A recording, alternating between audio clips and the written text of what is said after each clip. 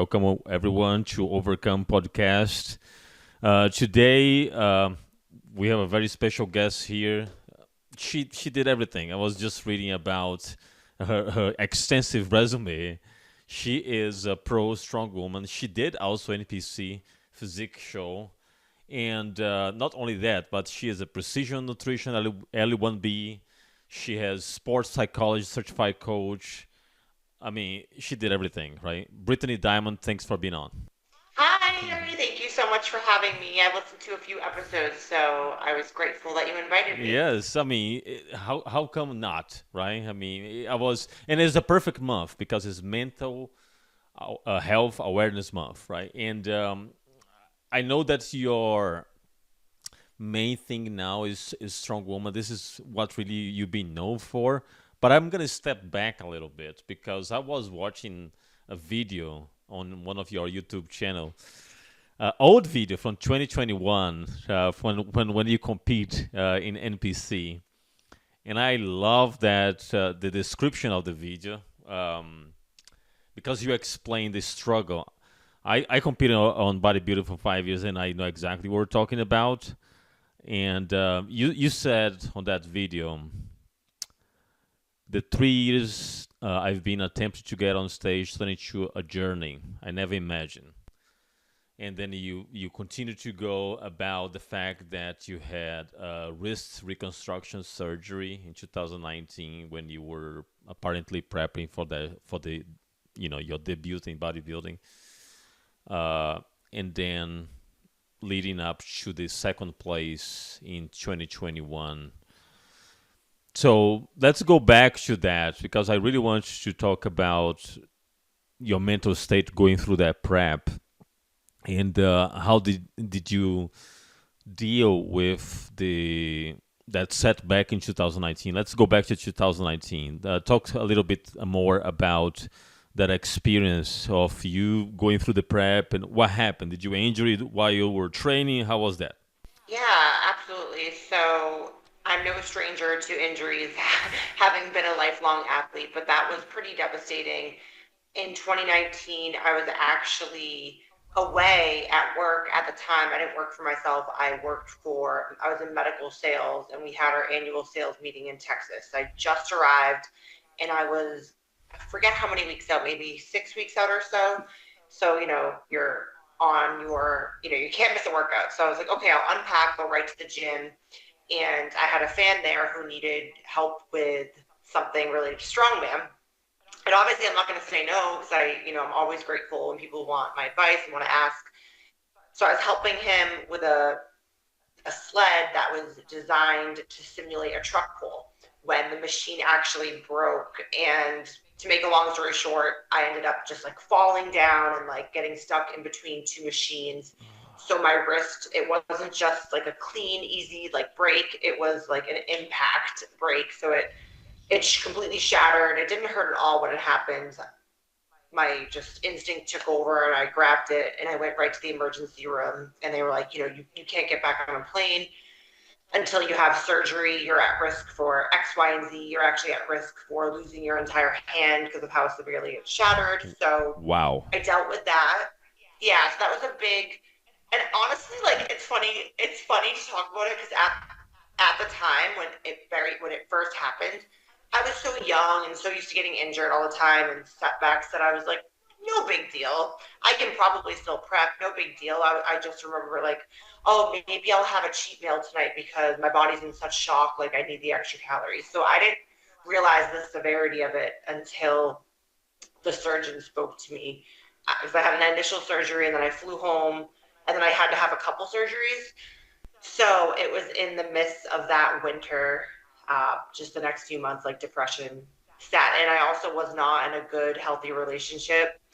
Early 20s, you live a lot. So it's really cool to talk about though. I can't believe it was 5 years ago now. Mm. It seems so far away, Yuri, but Yeah. at the same time it seems like it just happened yesterday. So I cannot imagine because, as you said, you were so used to injury and your mind immediately switched to, oh, this is okay. So when you received the news that it wouldn't be okay, that's when really you broke down and really felt like, okay, it's over, because you were prepping for your first show, Yeah, right? yeah, I was prepping for my first show, and strongman was kind of like my career.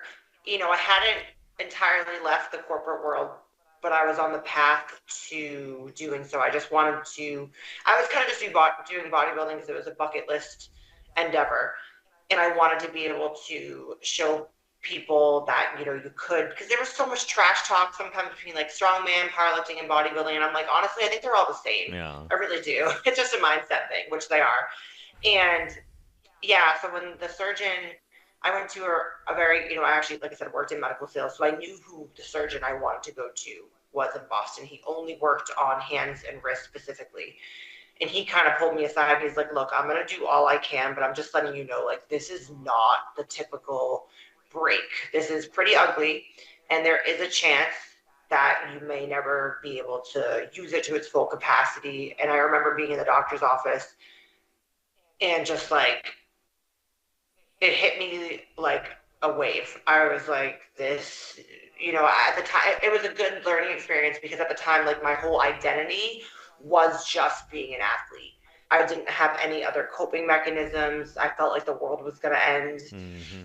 So it's kind of funny to say that now because there's so much more to life. But at that time, I was 20, 26, 27, and it was my life. So Yeah.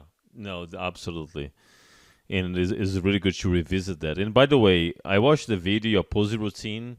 You look great. thank I you. think that you could easily become FBB pro if you have continued that journey. To be honest with you, because Oh, I want to continue that journey. Yeah, I actually want to step on stage again. oh really, that's nice. Because I Hmm. mean, you do have the physique to be pro, and Thank you you. probably heard that before. I'm sure you did, because Thank you very much. I appreciate for that. the first show you got second place, great conditioning, and I saw some of the pictures that you probably did a photo shoot right after the show. Everyone does, and it was phenomenal. You know, the shoulders and everything. Do you miss that condition? Oh, yeah, of course. I can't wait to step on stage again because I wasn't sure if I wanted to, but for the past, I've done a lot of cross country moves and life has just been very chaotic the past 2 years. And I'm just now in a good place where I feel I would be successful in a prep again. And I put on a bunch of size and muscle, both upper and lower body. So I'm really, really excited to see what I look like in that condition again. Do you think that you're going to go to physique again or wellness? Because now they have wellness, right?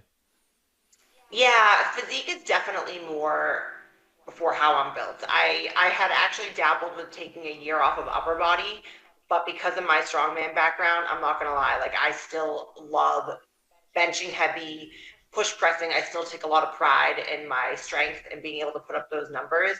So physique is definitely the route I would go. And I also just love, I think that is absolutely beautiful, the routine. And my favorite aspect of bodybuilding is being able to go out, after the posing and do your individual routine. Yeah. It's only women's physique and bodybuilding that have that. So I want to stick with that because that's my favorite part. Picking a song is like the hardest part for me because it means so much to me.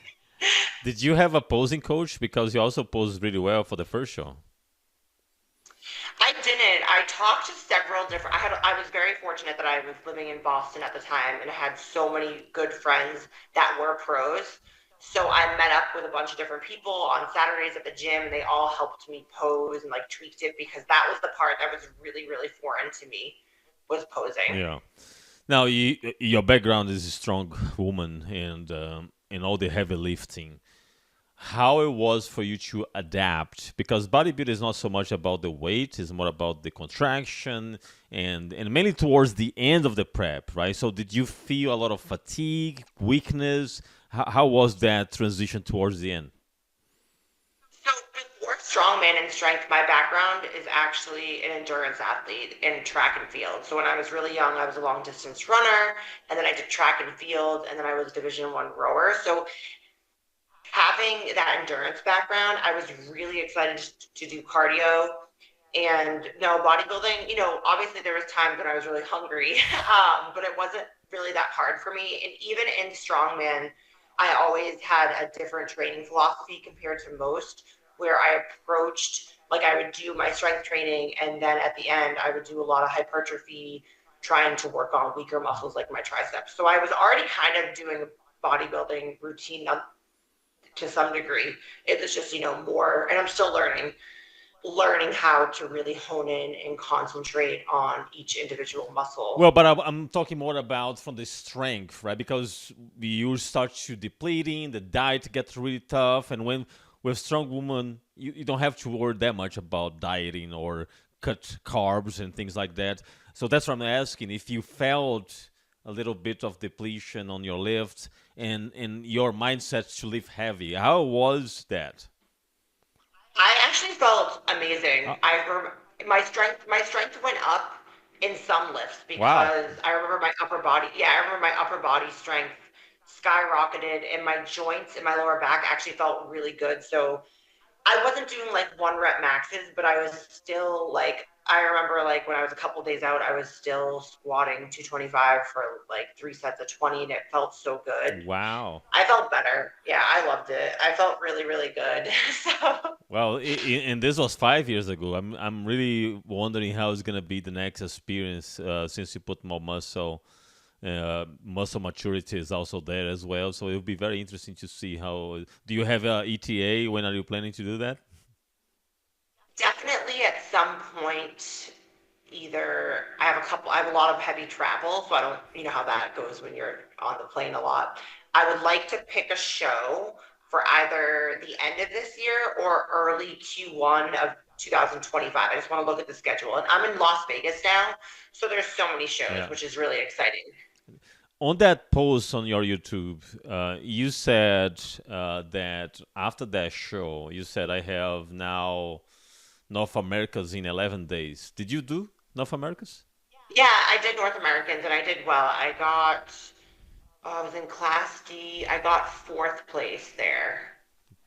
Amazing, absolutely fantastic Thank you. for the first time. But Yeah, I wasn't expecting that. did you also train by yourself when it comes to coaching, or did you have a bodybuilding coach? I had a nutrition coach who was amazing, Justin Randall. He's an IFBB pro, and he's a good friend of mine. We're also on the same team, Granite Supplements. So I did my own training because that's what I do for a living.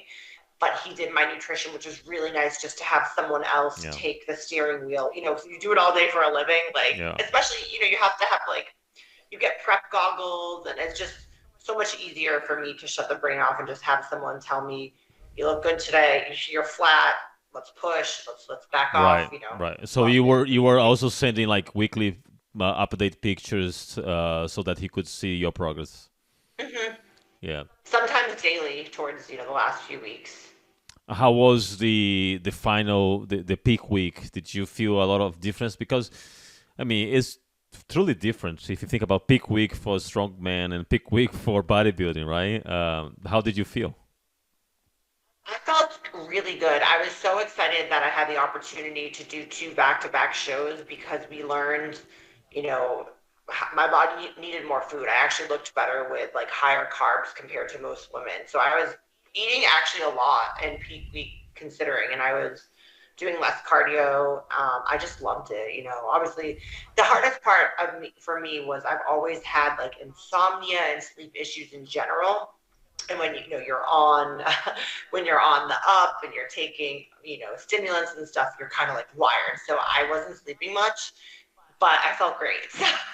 That's amazing. It's definitely not the common experience for a lot of people when it comes to the peak week for the first time. They always complain about feeling weak. And insomnia is something that probably everyone has this problem. But weakness is usually. Did you have to make weight too? For bodybuilding, no. For strongman, yes. I had like very big weight cuts for Oh, strongman. really? I didn't know that. For but so you do not walk around with the same weight that you compete, basically. No, not for strongman. I didn't. No. Yeah. So it's funny because to compare peak week for strongman compared to bodybuilding was much harder because it was more short, like water load diet short, where bodybuilding was like you have several weeks to get ready. So, yeah.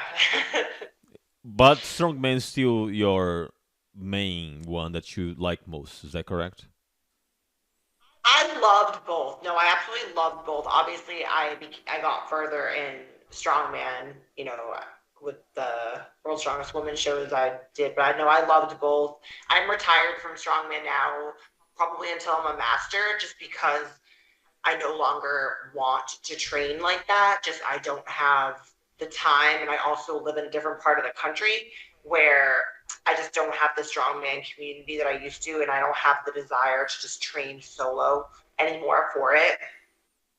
But do you still incorporate some of the strongman training principles to your routine, right? But yeah, for the most part, I for the past year and a half, I train more like a bodybuilder, like an athletic bodybuilder. But every once in a while, I'll do strongman just from a career standpoint, just to film a tutorial. I don't touch very heavy implements much anymore. Occasionally I will if I'm at a seminar and I just want to see what I can do. It's been actually very, very exciting and kind of a cool experiment to see that even with the bodybuilding training, I really haven't lost any strength. It's kind of like riding a bike. Events are kind of like riding a bike without training wheels. So if you've done them for years, you can then pick back up on them. And I'm able, I still do the barbell lifts. I'm still squatting, benching, deadlifting, RDL, overhead pressing. I'm still doing those main compound movements for the bulk of my training, which do carry over to events very well. So it's been really exciting for me to see. It's like kind of an experiment. Yeah. What about joint health? How do you keep your joints healthy? Because it's pretty tough on the joints, right? Yes, so I am a good candidate for, I'm definitely going to need a knee replacement in a few years. I have one really bad knee that I just work around stuff. I just got a cortisone shot 6 weeks ago, and just yesterday I had my follow-up appointment. I also did PRP on it. I'm probably going to get a scope surgery at some point in the next year or so just to clean it up. But other than that, my joints are good. My shoulder health is good. E- I'm very on. elbow is good. Elbows are good. Yeah, Okay. yeah. Everything except for my left knee. If I could just get a new left knee without undergoing the whole replacement process, we'd be good. And do you, since you also work a lot with nutrition and you are a coach yourself, do you recommend any supplementation to help with joints? Do you take any supplementation for joints at all? Yeah, I've been on supplements forever. I think some of it is just it's hard for me to really say, and I'm always honest with people what to spend your money on because I've been doing it for so long that I truly don't even notice a difference. It's not like night and day if I take something out, but I just go by studies and what the literature said. I take collagen all the time, intra workout. I take an anti inflammatory joint care supplement that has turmeric and a couple different glucosamine in it.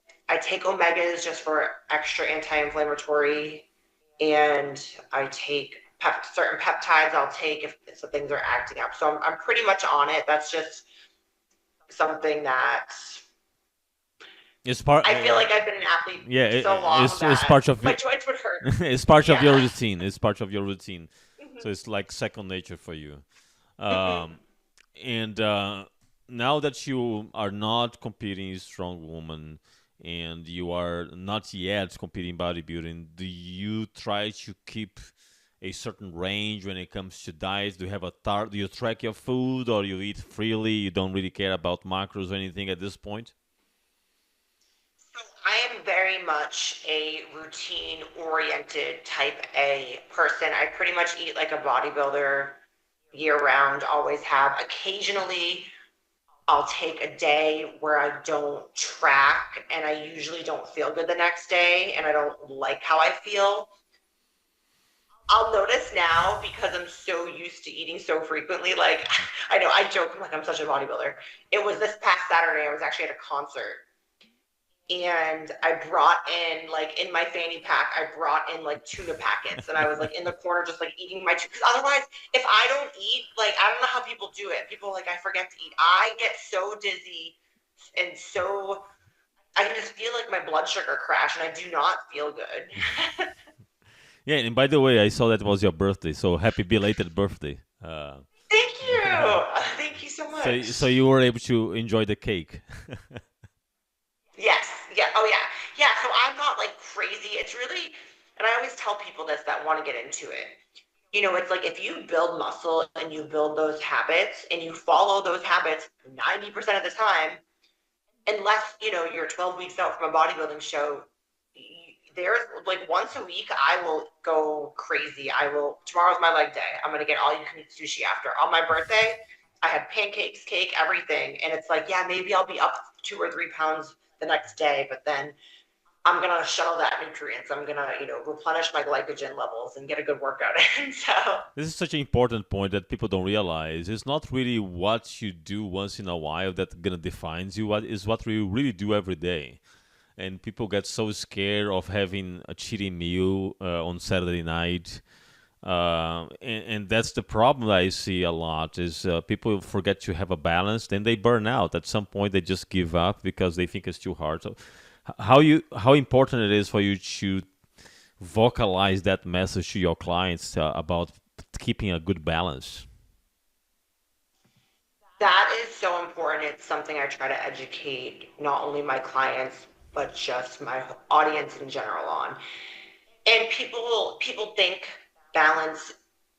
I think they might have the wrong idea sometimes. I think they might think like, oh, sometimes I can skip breakfast and then eat whatever I want. It's like, no, you really want to find that 90-10 rule where it's like 90% of the time I'm eating my food, I'm hitting the gym, I'm building these sustainable habits. And something I hear, as I'm sure you do too, Yuri, is like, oh, well, starting, on Monday, I'm going to go hard, I'm going to do this. And I'm like, hey, don't, there's no sense going to the gym for 3 weeks every day and eating healthy and then just saying, like, to hell with it all. I say, like, start slow and build a habit that's like brushing your teeth so that it's something that you look forward to because the way the brain works, eventually you will want to go on that walk or you will want to get that workout. It just takes time and it's so much better to do it in small chunks rather than biting off more than you can chew all at once. So I always try and teach people that and then the 90-10% rule. Yeah, the 90-10% rule is great. It's about consistency. It's about staying consistent. And a lot of people think that this is about motivation, and I don't think it is. It's about discipline. You got to do even if you don't want to do. Absolutely. Yeah. Yeah. Motivation is going to always come and go. Yeah. You've been training clients for a long time. When you start working with a client and based on your experience, what are some of the key attributes that you see right away where you immediately say, it's going to be great to work with this person is going to follow the plan. I'm so excited. And some other ones you're like, this is going to be a little work for me. We can get there, but it's going to be a little work. So what are some of the key attributes for success, you think? I love that question. What a great question. I can tell pretty instantly just from someone even emailing me now if they're going to be, yeah. Something that I ask them on their intake form is what are 3 short-term goals we can look on, and that will tell me a lot because if they're short-term goals, if they're speaking positively about the experience, they have a higher chance in my eyes of being more successful. If there's someone that says like, I want to build a solid routine and start to feel better compared to if someone's more negative where they're like, I hate myself right now. I just want to lose 5 pounds. So it's all about the tone and their mindset for if they're going to be successful or not. That's one. Another major indicator is if someone is invested in their training by asking questions, by checking in on time. I can tell within the first week if someone cares or not. Yeah. No, that's amazing. When I was looking into your website, BrittanyDiamondTraining.com, you talk about social media and there are some risks, right? Because nowadays there are so many people that they hire a coach and at the same time they go and start researching on the other people's page and then come to the coach and say someone else is doing this, should I do that too? I probably you probably deal with that a lot, right? Oh yeah, I think that's every coach's pet peeve, right? It's like you'll have someone that is doing good, making progress, and they're like, well, I saw this person on Instagram, or my friend's coach is adding this supplement in, or saying that that's too much cardio. And there's multiple ways to skin a cat, right? But at the same time, there's nothing groundbreaking that's going to come up.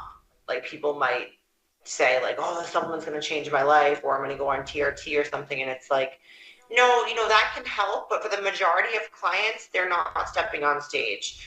So manipulating water for a day or manipulating salt isn't going to change much. And sometimes they'll think it is. And I don't, yeah, I Yeah. try to tell people, like, don't compare, but you just kind of have to, it's one of those things you kind of just have to have experience and see it for yourself. And the other thing that I believe, I know it's cliche to say that, but is trust the process. Make sure that you stick with the plan because you're only gonna see results over time. It's not gonna come overnight. It will take some time, but you have to stick with the plan, right? Yes, trust the process. That is absolutely true, and something I even have to remind myself of that often. Yeah. Um, Going back to a little bit about your bodybuilding experience, there is anything that now, with your knowledge over the last 5 years, there is anything that you would do differently? Yes, for sure. And this has been, like you just said, trust the process. This streamlines beautifully into that question, because something I did for years was stay photo shoot ready. Mm. So I wasn't bodybuilding lean, but I always had visible abs. I always, had veins in my shoulders because I liked that look. And I liked, because I would get modeling opportunities. And I felt almost like a pressure because I was new to social media. Like I had to look like that. What that did for me as a female, when it came time for bodybuilding prep, when I was, I would do like a 12-week prep, which isn't that long. I would have to get so low in calories and so high in cardio. I'm talking like 1,200 calories, no carbs, Ooh. 2 hours of cardio. And I did, because my body, wasn't as efficient as it could be to burn calories. So I've really learned in the past couple of years that sometimes less is more. And I did this past winter. My boyfriend really helped me with this because it was so hard for me to gain a little extra body fat. I felt bad, but now that I'm starting to see the change in my body, it's like this is the heaviest I've ever weighed. I was 190 pounds the other day, and it's like, okay, but my body composition has changed, and I've definitely put size on my glutes and my legs and my back. So again, now when I prep again, every prep is of course different, but I know that I won't have to go to such an unhealthy place. It's still unhealthy. I don't want to sugarcoat anything. Bodybuilding when you're in prep isn't always healthy, but I don't think I'll have to go to such extremes. I think I'll Right. be able to keep my calories a little bit higher, and I'm sure I'll still have no carb days, no problem there, but I'm hoping I can stay above 1,200 calories and not do 2 hours of cardio. And I feel very confident that I'm in a good place, body fat wise, metabolism, and hormonal health to do that. So I'm very excited. And not only that, I think that the other point that you didn't mention is that concern to stay always photo shoot ready is something that you don't have right now. So even your body positivity and self awareness is better, right? Absolutely, yeah. I'm definitely definitely much more confident as a woman being in my 30s. It just takes, like, it sounds cliche, like a lot of the stuff we're saying, Yuri, but you have to, and men, men experience this too. I talk to bodybuilders all the time, and some of the best physiques in the world will still feel, like not great about themselves. And it's kind of like you just have to learn to love yourself when you're super shredded and then when you're a little fluffy. And then there's pros and cons to both for sure. Like, my face looks better when I'm fuller. I like to have glutes. Clothes fit differently. So it's just kind of learning how to shape your mindset around accepting that, because it is definitely hard. Yes, because there is a lot of pressure for you to look that way all year long. But from the health standpoint, I don't think it's health to be like 5% body fat all year around. No, especially as a woman, we are put on this earth to reproduce. So our body's going to fight to keep on a little extra body fat. Yeah, exactly. But now I see that you are posting much more about your workouts and not so concerned about the striations here and there. You are okay with your weight, and it's part of the process. And I love the fact that this is the image that you are cultivating now, because when it comes time to shred again, then it will be much easier process, right? Yes, absolutely. So if you think, if you said that you are planning to do either this year or Q1 next year, are you gonna do a 12 week again? Or are you gonna do 14, 16? When do you think you're gonna start? I would like to do a 16-week prep just so I have more time. And like anything, I'm not a pro. So there's multiple shows I could pick from. So let's say that I'm 16 weeks out and I really don't look ready. I'll just pick a different show because I want to be, I'm not doing this just to do another show. I am doing this with the goal of getting a pro card. So I'm not messing around. Yeah, there are two great shows in Texas, here in Dallas, in December. So you should think about that. Okay, yeah. Which ones? Well, there is the Battle of Texas, which is, I think, is December 2nd, and then there is another one December 17, something like that. So Okay.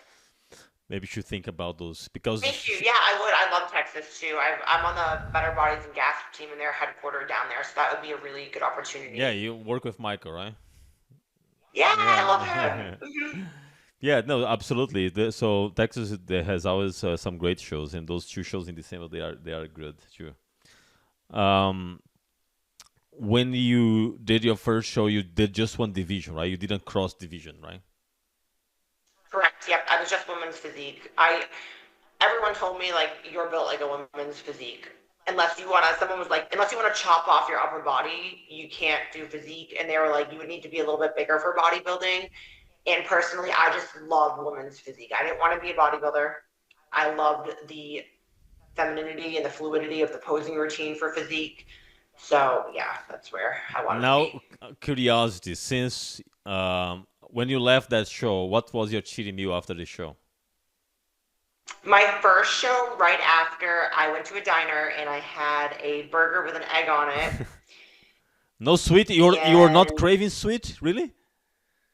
no, not really. I honestly, like, it's so funny. I crave, and I still do. I had sushi, of course, but I was craving like egg yolks because that was like candy and like oatmeal. I was craving just larger quantities of Wow, healthy food. that is crazy. I always did peanut butter cake, or peanut butter chocolate cake after the show, because that's what I crave for the Oh, most. that sounds. It's not. Oh yeah, one of my candies that I like that I actually had before the night show, like when I was like getting pumped up, was black licorice. That's one of my favorites. Oh my goodness, it's amazing. Each person has a different perspective on that. Now, since we are talking about the mental health awareness month, what is your advice for people? Because physical activity is such a great escape for mental health issues. A lot of people that are not physically active, they tend to be more depressed and everything. So, do you have any cases, you don't have to mention name, but you have any cases of clients that went from this state of not loving themselves to really move on to a bit more uplifting and everything? Yes. And I'm probably going to have a different answer than you're used to for this, and I want to be completely candid and awesome. Physical fitness is, of course, one aspect of being healthy mentally. But I have seen it turn into a problem where people become so obsessed that it actually affects their mental health. So I always just want to preface it with, getting healthy and having good habits is only going to enhance your quality of life, but just be careful and be very self-aware and make sure you have a grasp on reality, because it can also go on the other side where it can negatively influence your quality of life and your mental health if you become too obsessed with it. And I'm saying that because after my first show, like I was just talking about how I've just now become more confident with not being shredded and being a heavy body weight. I thought that because I was a coach and I was educated and I've been doing this forever, that I wouldn't have any poor negative health side effects. And I did, because I was like seeing myself, I literally started calling myself like fat and just all these negative things that I would just never thought would happen to me because I was becoming like too obsessed. So I had to put it on the back burner for a little bit so that I could fall in love with physical fitness again. And So I just always, what was the wake up call for you? by that question, do you mean like Like, when did I for realize it example, was becoming? yeah, you said that you were getting obsessed. So, what was the wake up call for you to say, hey, wait a minute, this is not going into the right direction? Like, did something happen that you're like, oh, Yeah, I would say it was about a year and a half ago. I had just moved. I had just gotten over like a series of unfortunate events. Like after my show, there was a plane accident, and then I moved cross country twice, and I realized I was saying no to so many things, like going out and trying to meet new friends, because the gym came before everything. And it started to not be fun because I didn't have any friends at the gym anymore. Again, because I'm in a brand new place in a new country, I mean, a new part of the country. And I just was losing my love for it because it was my job and I just felt like it was all I had. So I just kind of decided one day. I was journaling in the morning and getting back to reading. I was just like, you know what? I'm only going to go to the gym 3 or 4 times a week. And I'm not going to do cardio every day. And I slowly started getting my hormones in check and not being, I stopped taking progress pictures actually, which was really good for me for a while. hmm. So I guess that was the wake up call, just kind of being really sad and realizing that I wasn't going to make any friends in this part of the country if I didn't put myself out there in different Yeah. aspects. No, I really appreciate that you brought that up because I also seen very extreme situations of and it usually happens when people are prepping for shows and they become very obsessed. I've seen couples getting divorced because one is Yeah. not in the same industry and it has a completely different lifestyle, and the other one is super strict on everything, so social life goes away. There is no social life anymore because of the meals and Yeah. everything. It's terrible. So I love that you brought that up because I used to think that I couldn't have a relationship if I was in prep. And then I realized that for a couple weeks in prep, yes, you're going to have to be selfish. But it's not like that year round. And also, don't take yourself so seriously. Like, yes, you have to be rigid with your training and your nutrition, but it's not the end of the world. And some people might hate me for this, but let's say meal two pre workout is 50 grams of oats and a scoop of protein. Some bodybuilders, it is the end of the world if you're traveling and you run out of oats or something. I've learned to be like, okay, what's a different carb I can have, what's different protein, as long as I'm eating. And even old me would be so anal and so type A that I thought I was failing. Like I thought I was cheating on my diet if I had to sub something out. So I've just learned how to navigate that process a little better, which is better for long-term success. And that's why it's good to understand exactly your macros, because if you don't have that exactly meal, you can get another macro. I mean, as long as you meet the macros, I don't see any problem. Why not? Exactly. So excellent. So before we wrap up, I just have one more question, and this is go for both sports, which is about recovery. So what is some of the advice that you give for recovery routine? Cryo or massage or plunge? Everyone is doing plunge, the cold plunge these days. But what do you have some tips for that? So I've always loved contrast showers when you finish on cold, but I want to say something that's not, that might be a little bit different.